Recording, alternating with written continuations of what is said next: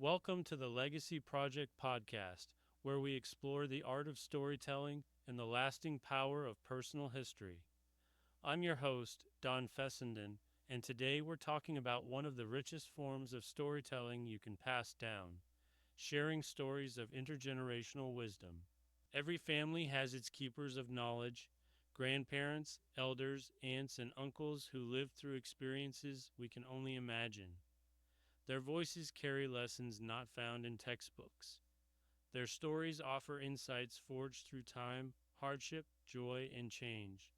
And when we listen, really listen, we carry their wisdom into the future. Today's episode is about capturing those lessons, those values, and those truths that have been passed down through generations so they don't fade away. Whether you're writing a memoir, preserving oral history, or simply reflecting for your own understanding, this episode will help you shine a light on the timeless wisdom that shaped you and those who came before you. When we talk about legacy, we're really talking about continuity, the passing down of what matters most from one generation to the next. And nothing captures that better than intergenerational wisdom. Wisdom isn't just about advice, it's about perspective.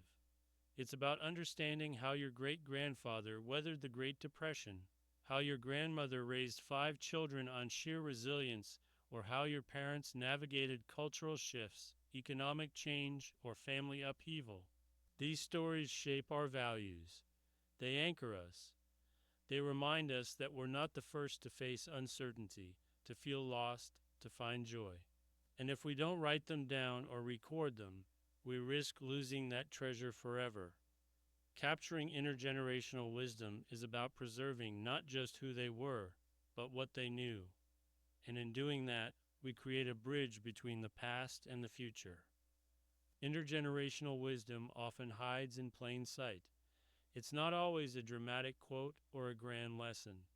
Sometimes it's tucked into a story you've heard 100 times but never paused to really absorb. To uncover these stories, start by asking questions like, what did my elders believe about hard work, love, or faith? How did they react to adversity, loss, or injustice? What habits or sayings did they pass down that still guide me today? I once worked with a storyteller whose grandfather used to say, measure twice, cut once. It was a carpenter's saying, but it became a life philosophy. Think carefully, act wisely.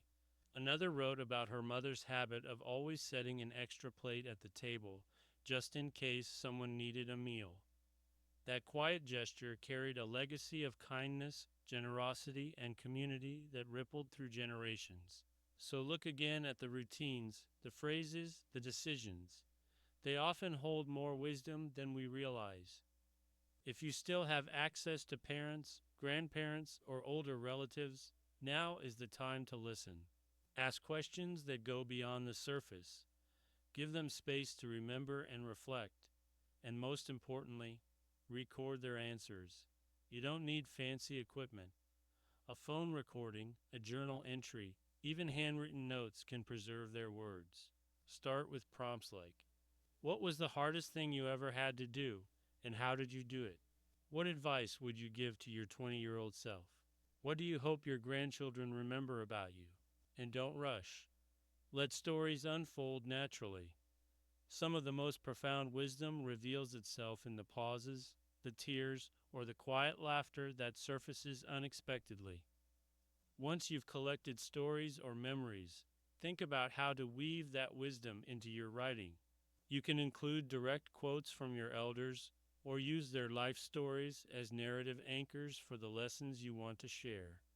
For example, instead of saying, my grandmother was strong, tell the story of how she worked 2 jobs while raising her children and what she taught you about perseverance.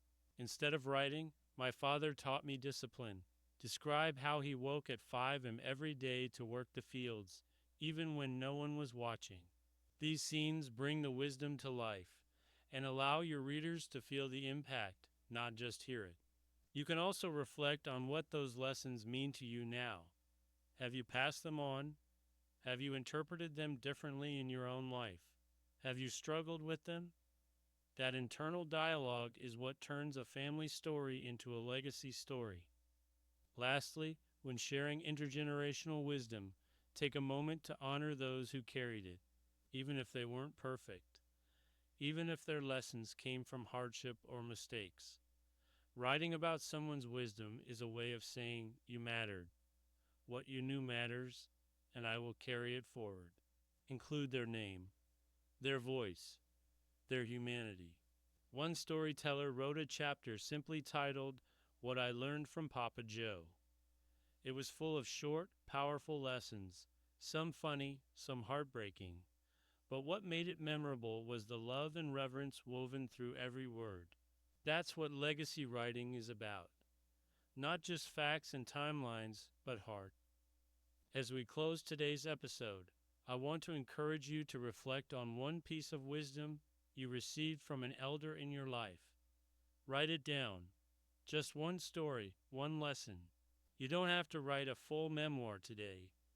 Just start with that one seed and see where it leads.